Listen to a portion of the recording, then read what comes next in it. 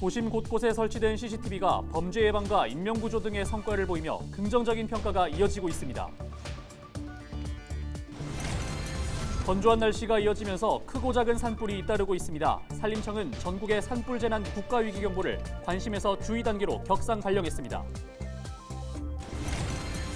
정부가 재건축, 재개발 등 정비사업 관련 규제를 대폭 풀었습니다.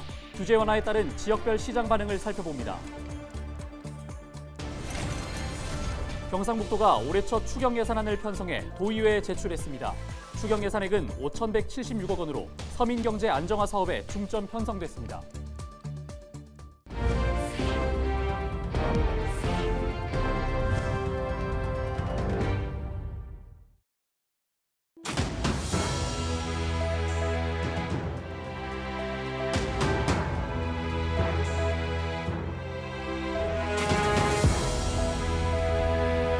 시청자 여러분 안녕하십니까? 헬로티비 대구 경북 뉴스입니다. 최근 영주시에서 차량 절도를 시도하던 용의자가 경찰에 붙잡혔습니다. CCTV를 통해 범행 현장을 바라보던 관제요원이 빠르게 신고했기 때문입니다. 매의 눈으로 도심 곳곳을 바라보는 CCTV 통합관제센터가 시민 안전에 파수꾼 역할을 하고 있습니다. 서희동 기자입니다. 한 남성이 주차된 차에 문손잡이를 당깁니다.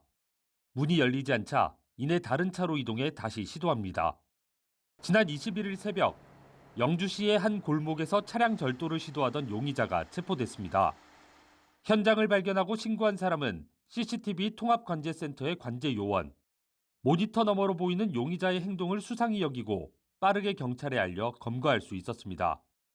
인석이 드문 새벽 시간에 CCTV를 보고 있는데 여러 대의 차량 문을 열어보는 걸 보고 수상해서 112에 신고를 한 후에 이동 동선을 파악해서 알려드렸습니다. 영주시가 관제 업무를 위해 운영 중인 CCTV는 총 1,404대로 24명의 근무자가 24시간 실시간으로 영상을 관찰하고 있습니다.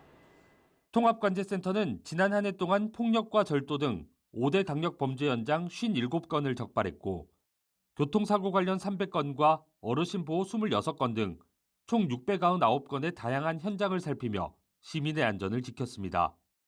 24시간 실시간 관제로 시민들의 안전을 지키는 데 노력하고 있습니다. 앞으로도 CCTV 설치 확충 및 관제 시스템의 기능 고도화로 안전한 생활 환경을 만들어 나가는 데 최선을 다하겠습니다.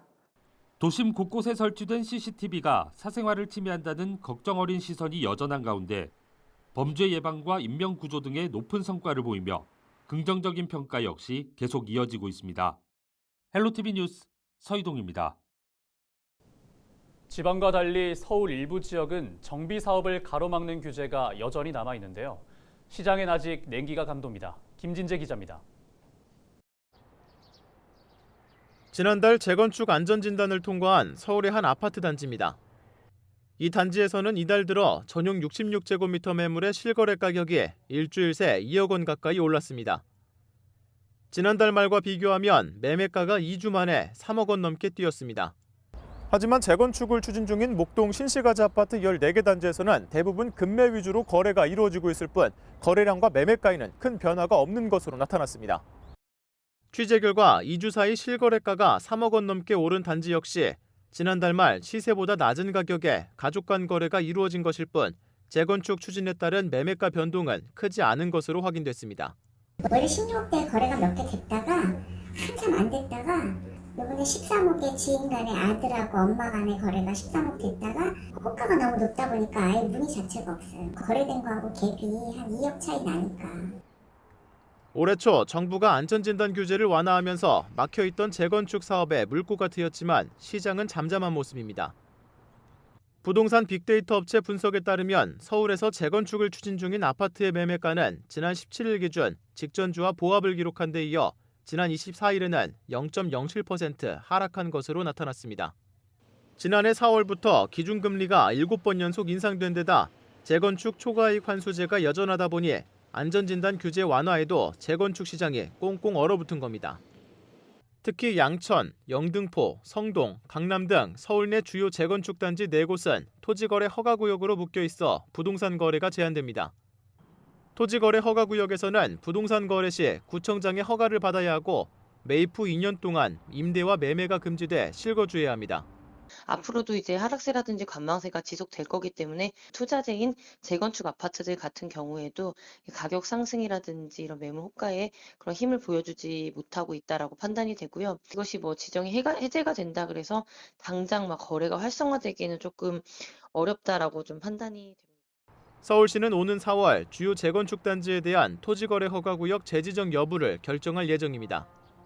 헬로티비 뉴스 김진재입니다. 경상북도가 올해 첫 추경 예산안을 편성해 도의회에 제출했습니다.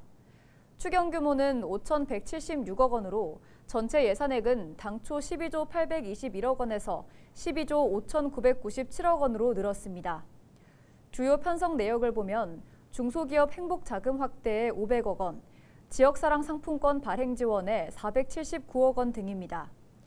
이번 예산안은 도의회 상임위원회 심의와 예결위원회 심의를 거쳐 다음 달 20일 최종 확정될 예정입니다. 한 주간 발생한 뉴스를 재정리해보는 시간입니다. 지난 한 주 동안 주요 이슈는 뭐가 있었는지 이상원 뉴스민 기자 통해 이야기 나눠보겠습니다. 화상 연결해봅니다. 안녕하십니까? 네, 안녕하십니까. 뉴스민 이상원 기자입니다. 네, 우선 지난 한 주 동안 발생한 주요 이슈부터 종합해 주시죠. 네, 추진 중단된 대구 신청사 건립 문제를 두고 지역구 국회의원이 기존 입장을 변경하는 기자회견을 열었고 권영진 전 시장과 설전으로 이어졌다는 소식 전해드리고요. 대구참여연대가 대구시 유튜브를 두고 홍 시장의 사적 홍보 수단으로 전락했다며 고발에 나섰다는 뉴스도 살펴봅니다. 끝으로 원전 내 사용 후 핵 폐기물 임시 저장에 찬성한 경주시장 소식도 짚어봅니다. 네, 대구 신청사 건립은 홍준표 시장 취임 후 추진 방안을 두고 갈등이 일고 있는데요. 관련 지역구를 둔 김용판 국회의원이 입장을 바꿨다고요. 네, 신청사 부지 매각 반대로 홍준표 시장과 각을 세웠던 김용판 국회의원이 홍 시장과 생각을 같이 한다. 매각해서라도 조속히 신청사를 짓자고 입장을 바꿨습니다. 김 의원은 지난해 12월까지만 해도 매각 반대 단체와 토론회를 열며 홍 시장 의견에 반대 뜻을 밝혔는데요. 지난 20일 기자회견을 통해서 입장 변경을 알리고 시의회와 대구시에 조속한 신청사 건립 설계 비용 예산 반영을 주문했습니다. 김 의원은 입장을 바꾼 이유를 두고 자체적으로 실시한 여론조사 결과를 들었습니다. 김 의원에 따르면 달서구 주민 1,000명을 상대로 한 여론조사에서 52.4%가 부지를 일부 팔더라도 신청사 건립을 추진해야 한다는 의견을 밝혔습니다. 그런데 기자회견장에서 김 의원이 권영진 전 시장을 비판했는데 권 시장의 반응은 어땠습니까? 네, 김용판 의원은 기자회견 과정에서 신청사 건립 갈등이 일게 된 데에는 권영진 시장의 책임이 크다며 비판했습니다. 김 의원은 아무리 이재명 따라 하기라도 기금을 빼 코로나 지원금으로 쓰는 게 맞았나 싶다며 신청사 건립에 진정성이 있었는지 의문이라고 말했습니다. 소식이 알려지자 권 전 시장은 자신의 SNS를 통해 김 의원을 직격했습니다. 권 전 시장은 그동안 제대로 된 노력은 게을리하다. 느닷없이 부지 일부를 팔아 건립하는 방안에 찬성하면서 그 책임을 퇴임한 시장에게 돌리는 것은 무능하고 비열한 행동이라고 밝혔습니다. 대구 참여연대가 대구시 유튜브 운영을 문제 삼으며 홍준표 시장을 고발했다는 건 무슨 이야기인가요? 네, 대구참여연대가 홍준표 시장이 대구시 공식 유튜브를 공직선거법을 위반해 사용하고 있다며 검찰에 고발했습니다.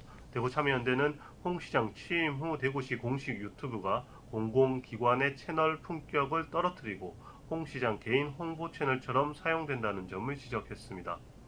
이들은 대구시 공식 유튜브 대구TV가 홍 시장의 이미지나 실적을 홍보하는 영상으로 채워지고 있어 관련 법을 위반했다고 보고 있습니다. 이들은 대구TV 담당자가 홍 시장 개인에게 초점을 맞춘 영상물을 지속 게시해 공무원의 중립 의무나 선거법 등 여러 법률을 위반했다면서 담당자와 홍 시장을 검찰이 수사해야 한다고 주장했습니다. 네, 그런데 준하경 경주시장이 사용 후 핵연료를 원전 내 임시 저장하는 법률안에 찬성했다고요? 네, 준하경 시장이 고준위 방사성 폐기물 특별법 조기 제정을 촉구하면서 지역단체가 규탄에 나섰습니다. 특별법은 사용 후 해결료를 원전 부지 내에 보관한다는 내용이 담겼는데요. 주 시장은 영구 처분 시설이 마련되기 전까지 임시 저장 시설을 운영해야 한다며 법안 제정을 찬성했습니다.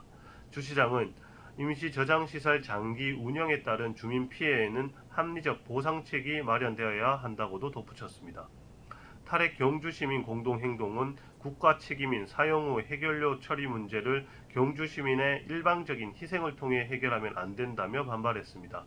이들은 원전 지역 주민이 핵 폐기물 부담을 떠안는 것은 바람직하지 않다며 임시 저장이라면 저장 시설을 서울에 건설하라고 주장했습니다.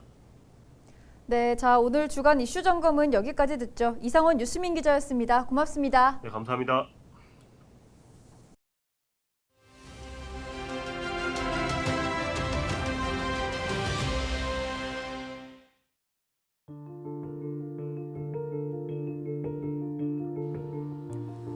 건조한 날씨가 이어지면서 전국 곳곳에서 크고 작은 산불이 잇따르고 있습니다. 주말 사이 전국에서 20건이 넘는 산불이 발생해 산림 10여 헥타르가 불에 탔는데요. 산림청은 지난 26일 오후 3시를 기해 전국에 산불 재난 국가 위기 경보를 관심에서 주의 단계로 격상 발령했습니다.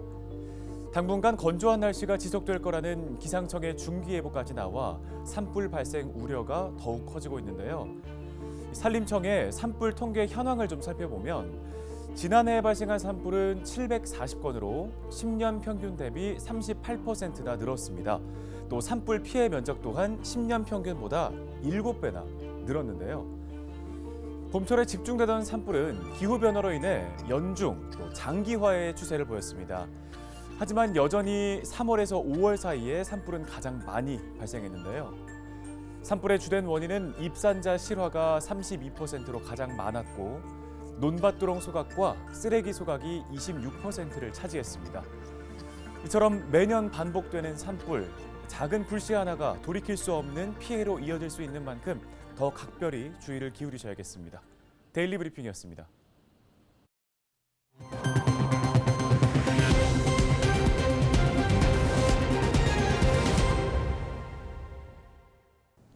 영주 소백산 마라톤 대회가 오는 4월 2일 영주 시민운동장에서 개최됩니다. 코로나19 여파로 4년 만에 열리는 이번 대회는 풀코스와 하프코스, 10km, 5km 등 4가지 코스로 진행됩니다. 참가 신청은 다음 달 17일까지 대회 홈페이지와 운영 사무국을 통해 할 수 있습니다. 영주시는 전국에서 찾아오는 참가자들의 편의를 위해 서울과 인천, 대구 등에서 무료 셔틀버스를 운행할 계획입니다. 경찰이 최근 포근해진 날씨에 오토바이를 포함한 자동차 동호회 등의 대열 운행과 폭주 행위가 늘어남에 따라 집중 단속에 나섰습니다. 경북경찰청은 관광지 이동로와 차량 통행이 적은 신설도로, 폭주적 활동 신고가 집중되는 도로 등에 단속 인력을 배치해 교통사고 유발 행위를 단속한다고 밝혔습니다. 중점 단속 대상은 길 가장자리 통행, 끼어들기, 굉음 유발, 난폭 대열 운행 등입니다. 경주시 안강읍에 다목적 복합 문화 공간이 들어섭니다. 경주시는 북경주 지역의 문화, 복지 혜택을 확대하기 위해 189억 원을 들여 내년 말까지 연면적 2,800여 제곱미터, 지하 1층, 지상 3층 규모로 북경주 복합문화복지센터를 조성한다고 밝혔습니다. 또 야외문화활동 공간을 조성하는 문화의 뜰 사업과 초중고 등하굣길 안전한 가로 환경을 위한 안전로 정비 사업도 함께 추진됩니다.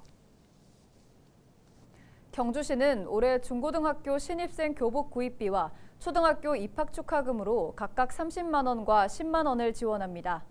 신청은 다음 달 2일부터 11월 30일까지 학교에 신청서를 제출하면 됩니다.